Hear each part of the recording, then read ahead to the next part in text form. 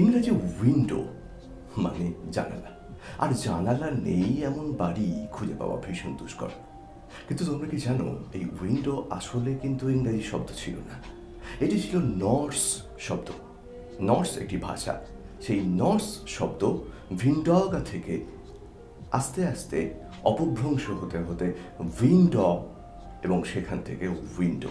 এই যে ভিন্ডগা, এটি আবার দুটো নর্স শব্দের মিশ্রণ।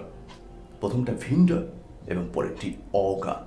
ভিন্ডার এর অর্থ হচ্ছে বাতাস, এবং নর্স অগা যার অর্থ চোখ।